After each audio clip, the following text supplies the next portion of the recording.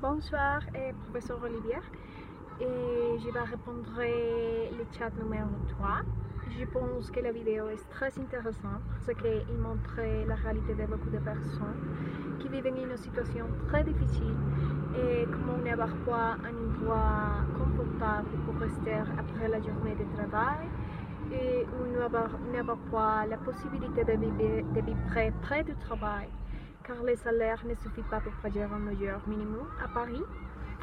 Et donc le niveau de prix de location est très élevé. Et la question numéro 2, comme j'ai compris dans la vidéo, je pense que cela se produit surtout à Paris, car le coût de la location de logement est très élevé et l'espace sont généralement très petits. Ainsi, beaucoup de personnes qui trouvent un emploi n'ont pas un revenu suffisant pour payer les coûts minimums d'une location à Paris et doivent recourir à plusieurs options comme par exemple s'éloigner du travail, vivre dans des lieux de partagés ou vivre dans des lieux de passage. Et la question numéro 3. Christophe est un homme célibataire et sans enfant. En raison de son faible revenu, il vit près de son lieu de travail dans une maison mobile où il dispose de très peu d'espace, mais c'est le seul moyen de vivre près de son salaire.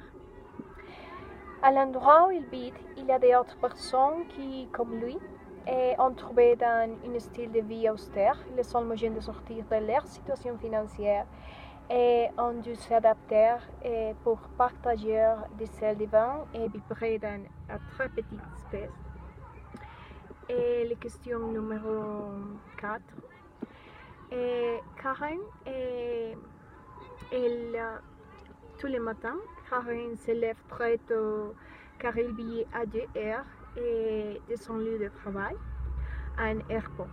La raison est que les vols à Paris sont très chers et qu'avec le salaire qu'elle reçoit, elle ne pouvait pas se payer un logement agréable dans Paris.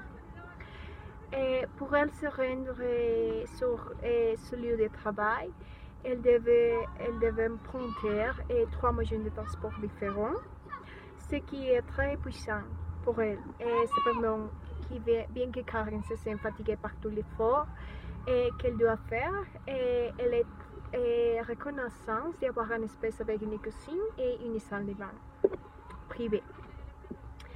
Et moi, question numéro 5, actuellement je suis très heureux avec ce que je fais parce que je suis professeur et je travaille avec des enfants et dans une fondation et cela me rend heureux.